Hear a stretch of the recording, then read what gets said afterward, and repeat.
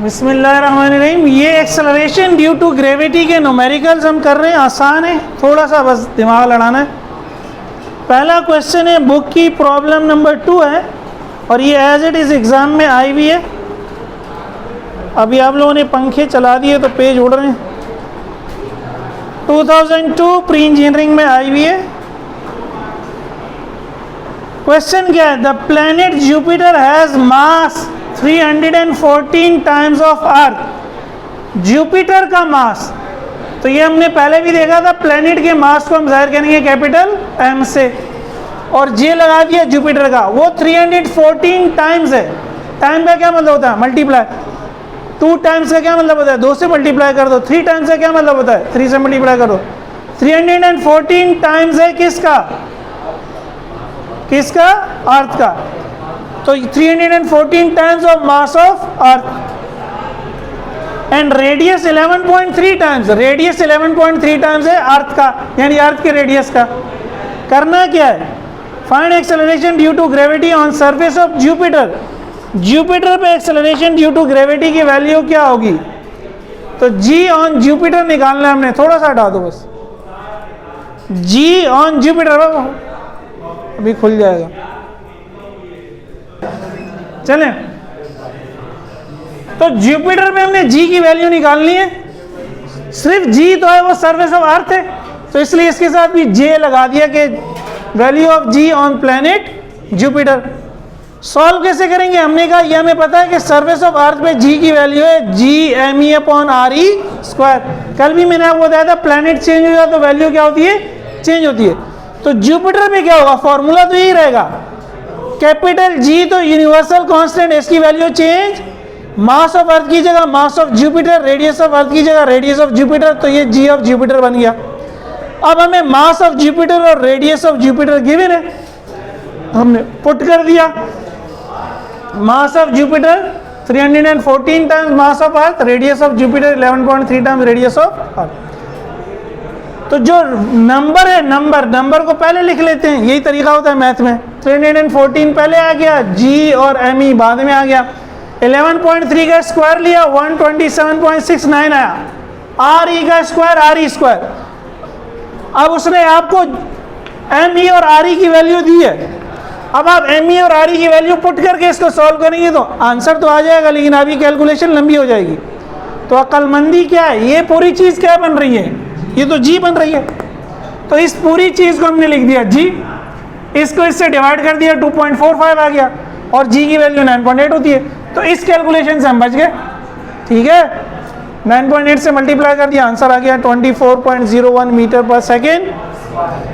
बिल्कुल इसी तरह ये क्वेश्चन है, इसमें उसने कहा एक प्लैनेट एक्स है, तो आप क्या कहेंगे? मास ऑफ एक्स, सही है, और जी ऑफ एक्स निकालना है। उसका डेटा ज़रा बनाएं, फिर उसको देखते हैं। ये जो प्रॉब्लम है 2008, इसमें क्या कहा गया है? Suppose a new planet x is discovered. हमारे सोलर सिस्टम में 8 प्लैनेट्स है ना, वो कह रहे हैं फर्ज करें एक नया प्लैनेट डिस्कवर हो गया, उसको भी कोई नाम नहीं दिया है, प्लैनेट एक्स है, which has a diameter 10 times as bigger as earth. Diameter, अच्छा डायमीटर क्या होता है? ये अगर आपके पास रेडियस है, स्फीयर है, सर्कल है, सेंटर से लेकर किसी भी पॉइंट का डिस्टेंस क्या होता है? आर। सर्कल से लेकर यहाँ का डिस्टेंस भी क्या है? आर। इस पूरे को कहते हैं डायमीटर। इस पूरे को क्या कहते हैं? तो डायमीटर किसके बराबर गया? 2 इंटू आर, डबल हो गया ना रेडियस का। अब वो कह रहा है डायमीटर जो एक्स का है वो 10 टाइम्स है डायमीटर ऑफ अर्थ। सही है, क्योंकि डायमीटर ट्वाइस ऑफ रेडियस होता है, तो डायमीटर ऑफ एक्स की जगह हम लिख सकते हैं twice radius of x.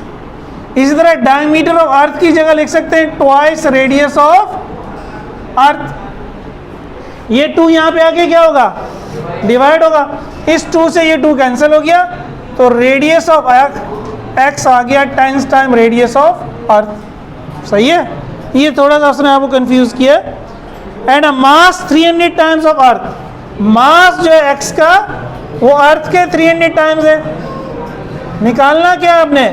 X पे जी की वैल्यू निकालनी है, तो बिल्कुल ऐसे ही सॉल्व होगा।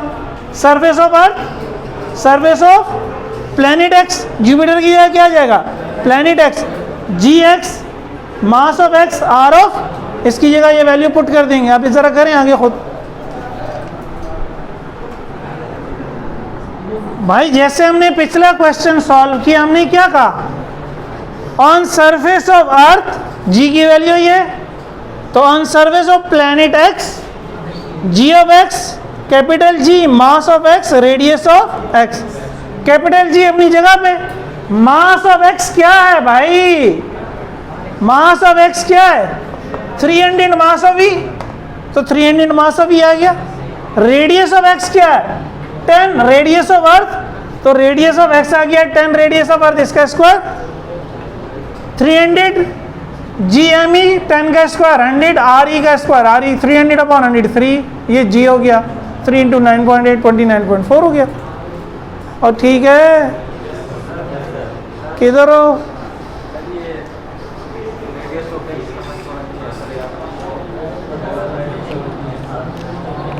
अच्छा समझाता हूँ। अब आप लोग इसी तरह एक प्रॉब्लम और खुद करें, ठीक है, वो है 2013 2-2 मून के बारे में। बिल्कुल सेम यही क्वेश्चन है, अगेन मून है मून। इस क्वेश्चन में उसने क्या कहा है, mass of moon is 1/80 mass of अर्थ, तो 1/80 हमने निकाल लिया, कितना है 0.0125, and radius of moon is 1/4 of earth, तो रेडियस ऑफ मून क्या हो गया 1/4 का मतलब 0.25। Acceleration due to gravity moon पे निकाले, तो इस तरह हमने लिखा सरफेस ऑफ अर्थ पे ये वैल्यू है, सरफेस ऑफ मून पे क्या हो जाएगी mass of moon radius of moon. अब मास ऑफ मून की वैल्यू यहाँ पुट करते हैं, रेडियस ऑफ मून की वैल्यू जिस तरह पिछले दो न्यूमेरिकल में किया भाई सॉल्व, क्या आंसर आया,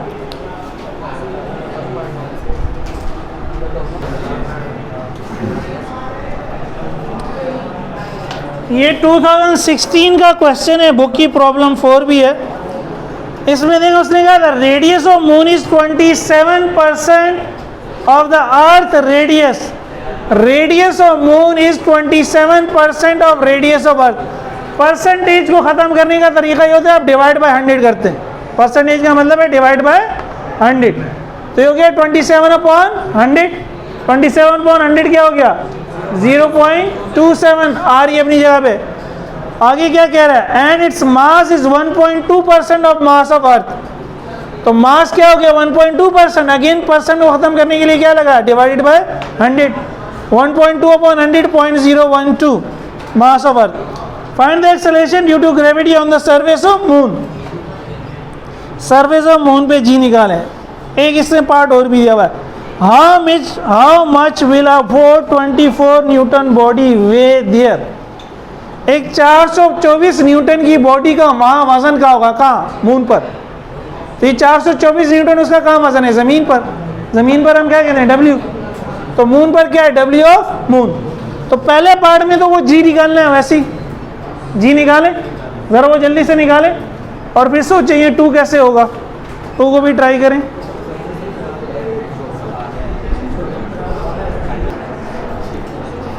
ये देखिए जी और मून तो आप वैसे ही निकाल लेंगे, मैंने फिर भी कुछ स्टेप कर दिए, ठीक है, अब इसको मैं एक्सप्लेन नहीं कर रहा। सेकंड पार्ट है जिसमें उसने कहा है वेट निकालें, तो देखिए वेट के लिए हमें मास चाहिए होता है जी की वैल्यू, जी ऑफ मून तो हम निकाल चुके, मास नहीं है मालूम हमें ना, तो मास हम ये कौन सा वेट है अर्थ वाला, तो पहले हम कहेंगे कि अर्थ पर डब्ल्यू क्या है एम जी, तो एम क्या हो गया डब्ल्यू अपॉन जी, डब्ल्यू 424 है और अर्थ पर जी क्या होता है 9.8। यहाँ से मास निकल आया कि जिस बॉडी का वेट 424 न्यूटन है अर्थ पर, उसका मास कितना है 43.26। तो इसी तरह मून पर क्या हो जाएगा weight mass multiply by G of moon, mass की वैल्यू रखी जी ऑफ मून की वैल्यू रखी तो वेट आ गया। जब जी की वैल्यू मून पे कम है तो मास की वैल्यू वेट की वैल्यू भी क्या होगी कम होगी, ठीक है। अब हम करेंगे डेप्थ के दो न्यूमेरिकल, फिर ये दी एंड हो जाएगा, ये उतार लें जल्दी से। डेप्थ का जो टॉपिक है उसका सिलेबस में खासकर जिक्र है, ठीक है, रिड्यूस सिलेबस में। तो ये न्यूमेरिकल अब ज़्यादा इंपॉर्टेंट है जो अभी हम करने जा रहे हैं। पहला क्वेश्चन है 2004 4D, at what depth from the surface of earth, surface of अर्थ से कितनी डेप्थ पर, कल हमने डेरिवेशन की थी, जब सरफेस ऑफ अर्थ के अंदर जा रहे थे डेप्थ को हमने क्या नाम दिया था, डी। तो एट व्हाट डेप्थ, किस गहराई पर, तो डेप्थ निकालनी है, डेप्थ क्या करनी है, किस गहराई पर। The value of acceleration due to gravity, acceleration due to gravity की जो वैल्यू है 1/4 of the value of surface of earth, surface का 1/4 होगी। तो हमने कहा था जब हम डेप्थ में अंदर चले जाएंगे वैल्यू को हम क्या कहेंगे, जी प्राइम, सरफेस की वैल्यू क्या होगी, जी। तो वो कह रहे हैं डेप्थ पे चले गए तो जी प्राइम जो जी की वैल्यू है वो सरफेस का 1/4 है, सरफेस का, तो 1/4 सरफेस की वैल्यू का नाम क्या है, जी। ये हमें कंडीशन दे दी उसने, यहीं से हमने स्टार्ट किया कि जी प्राइम बराबर है 1/4 जी। ये जी प्राइम क्या होता है ये हमें पता है, 1 - d/r e जी होता है। तो जी प्राइम की जगह मैंने ये वैल्यू रख दी 1 - d/r e multiply by g. Right side तो अपनी जगह पे रही, राइट साइड तो यही है ना, लेफ्ट साइड पे जी प्राइम है, जी प्राइम की जगह ये पुट कर दिया, ठीक है। ये जी यहाँ जाके डिवाइड होगा, कैंसिल हो गया, 1 - d/r is equal to 1/4। D निकालना है, डी क्या करना है, निकालना है। तो अब ये आपकी मैथमेटिक्स है, आर ई को आर ई रहने दो, आर ई की वैल्यू नहीं गिवन इसने, अगर वैल्यू गिवन होगी तो फिर वैल्यू पुट करेंगे। अभी हम आर ई को आर ई रहने देंगे, लेकिन सवाल ये कि डी निकालना है, आपकी मैथमेटिक्स का इम्तिहान है, डी निकालें आगे। इधर इधर इधर इधर इधर इधर 50 रुपये जिसने जीतने थे जीत लिए सॉल्व करके। देखिए जो चीज़ निकालनी होती है मैथ कहती है वो माइनस में ना हो, डी को माइनस में नहीं होना चाहिए, लेकिन डी अकेले नहीं है, d/r ही पूरी एक टर्म है अलजबरा की।